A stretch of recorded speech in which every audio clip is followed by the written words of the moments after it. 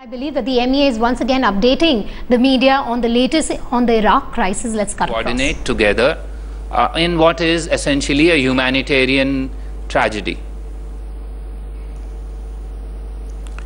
Our officials have had meetings with a number of Iraqi government officials at various levels.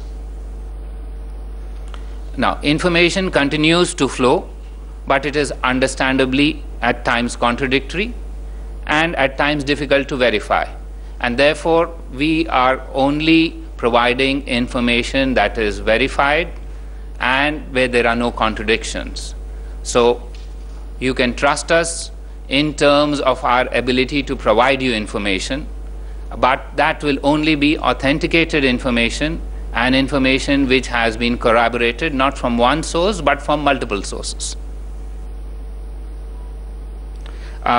One last point, and that is, as per the information available with us, certain Indian nationals who were in the conflict zone we've been able to move them out. These are 8 who were working in Baiji. They have already been brought to Baghdad and have traveled out of the country. Similarly, there were 8 Indian workers of the Lanco project in Ambar, and they have also it has been facilitated that they leave the country. As regards the 46 nurses, our officials have just talked to them a couple of hours ago. They were told that the security situation, there was electricity now available in the hospital. There were food arrangements available now in the hospital. They felt that the situation there was quiet, but there was no gunfire. Nobody had intruded in the hospital. We remain in constant touch with those 46 Indian nurses. I think I've given you a broad idea of the developments here in Delhi as well as the developments in Baghdad, and we will keep you informed of further developments as these happen. And I assure you we will brief you once a day as long as there is corroborated, verified information coming. Yes. Nidhi? You said that immigration clearance has been stopped for Iraq for 1 month. So does that mean that no Indian national can basically travel to Iraq for the next 1 month? No. There are only certain categories of Indian nationals who require prior immigration clearance. The others are those who are governed by the advisory.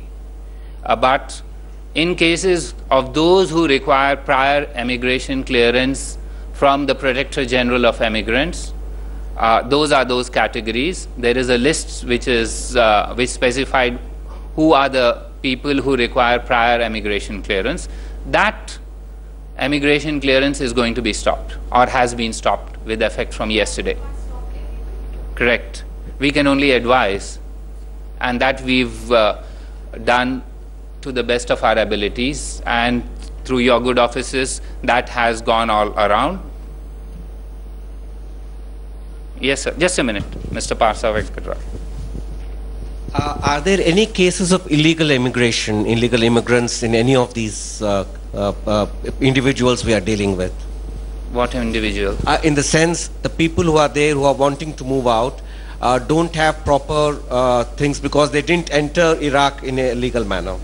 Yes, I mean, look, immigration is a very complex issue. However, I think I made it clear yesterday, and let me repeat again, that provision of documentation for Indian nationals is a foremost priority, and no Indian will suffer on account of lack of documentation. If there is anybody who doesn't have documentation, our officials will be ready to provide that documentation on an urgent basis, on an immediate basis. Yes, one by one. Yeah, Ashish? Sir, you said at the beginning, you said 40 Indian lives are at stake. Could you please update about the negotiations, underway for, for the rescue of these 40 Indians, sir? Let me try and put it this way. We are knocking on all doors. as diplomats, it's normal for us to knock on front doors. However, we are also knocking on back doors and working out measures through trap doors. Yes, just one by one. I'm willing to answer as many questions as possible. Yes, Padma Rao. Yes. Akbar, you mentioned... let me clarify. I said front doors, back doors, and trap doors. Yes, Padma Rao. Akbar, you mentioned, you said that this is now a matter of high priority for the entire government, and you mentioned the External Affairs Ministry, the Home Ministry, the IB, and you said various agencies. Yes. A, was there the Defense Ministry also, was it part of this meeting? And B, could you specify in greater detail who exactly, who were the agencies and who all were present? Let me tell you, this was the meeting chaired by the Prime Minister of India. I don't think that there can be any executive meeting that gives a greater signal in terms of our importance that we place for this. I was not a fly on the wall on that meeting, so I can't give you a blow-by account. However, let me repeat who was there. By my understanding, the Home Minister, the External Affairs Minister, the National Security Advisor, the Cabinet Secretary, heads of Indian intelligence agencies and security agencies, as well as senior officials of the Foreign Ministry, External Affairs Ministry, including the Foreign Secretary, as well as the senior-most official handling this region, that is Secretary is Mr. Anil Wadhwa.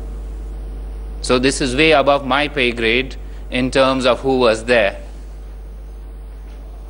Yes, one by one. Anybody from other side? Yes, sir. Oh, yes, Amrita. Yes, I'll come to you.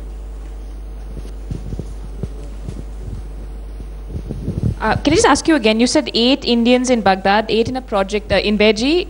Correct. 8 from Beji who had been transported to Baghdad and have flown out. Okay. And 8 in the 8 more from a Lanco project. The Indian company Lanco has a project, I think, in Anbar. Anbar. Yes. And they have also been facilitated to return. So they're in Baghdad at the moment, just to clarify. No, they have also left. Sorry, the question was also about the now finish one question. Next, others can ask. Sure. Yes. Mr. Wangdu. Sir, can you confirm that one of the Indian managed to escape from the captivity and his whereabouts? Yes, I can confirm that one Indian national who was along with others in custody has escaped and has been in touch with the Embassy of India in Baghdad for some time. Yes, one by one. Yes, sir. Can I? Yes, please take the mic. My issue would be related to Tamil fishermen. We will come back to that, sure. I promise you, we will come back. Anyone, one by one. Let me take, yes, Nilova, I'll come back. Yes. Akbar, do you have a sense, do we have a sense of how many people actually now need to be brought out of that country or want to be brought out of that country? Let me put it this way. By our estimates, originally in the conflict zone, there were approximately about 120 Indian nationals. The larger groups were, as I mentioned to you, the 40 who are in captivity, 46 nurses, and then there were smaller groups, of which I have indicated to you 16 have left.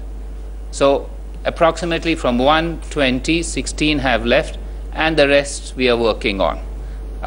As you are aware, the situation is such that the land routes are extremely difficult to use for bringing out anybody, and that's the major issue in terms of bringing out people from the conflict zone.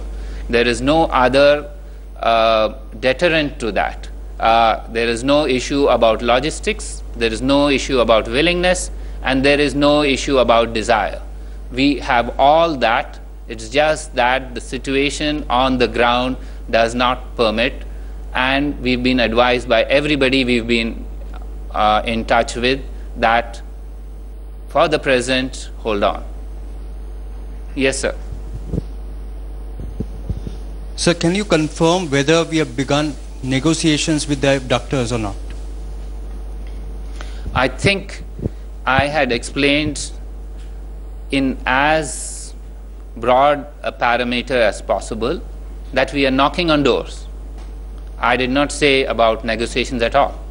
I said we are knocking on doors.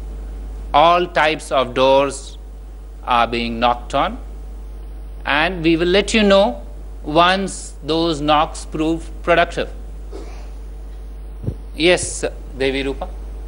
Sir, you said one Indian has escaped. So when did he come in touch with the Indian embassy, and what has he said about, I mean, how did he escape, and what has he said about the fate of the other Indians? I understand your desire to validate a story that you have written, but that said, I think it's only fair for us to tell you information which is corroborated, information which is verified by others. So at this stage, in the process of a extremely sensitive operation, I hope none of the others feel that I need to disclose these details. It would not be responsible on my part, and I don't think it would be responsible on the part of others to seek these details when an operation is underway. So my request to you again is, please exercise restraint. We will provide you the information. We will provide you regularly. We will provide you in a manner that you can report that this is authentic information, rather than going by hearsay, one source, half a source, phone conversations with people you've never had discussions with previously. Please understand that these things require corroboration. Ultimately, it is important for us to work in a systematic manner, step by step, and we assure you that we are doing this. There is nothing more important right now than ensuring the safety of our nationals who are in a difficult situation. Yes, Mr. Venkat Narayan? And I will, after him, respond to two more questions. That includes one of yours and one more. Akbar, considering that India enjoys a great deal of goodwill with the government in Iraq and also with the ISIS jihadists in Mosul and Tikrit, is the possibility of creating a safe corridor between Tikrit and Baghdad, Mosul and Baghdad, so that we can send our choppers and fly them to Baghdad and from there bring them here? Is that an option, a possible option? Is Suresh working on that? Thanks. When lives of our nationals are involved, no option is off the table. Yes. Yeah. No. Yeah, you want it. Yeah, just hold on. Has the Prime Minister of India been able to speak to his counterpart in Iraq, or is he also trying to bring aboard other counterparts from other countries which are also affected, including that of the... Again, I will not go into these details because it's not proper to do though. But let me tell you, when I said we were knocking on all doors, I don't only mean doors in Iraq.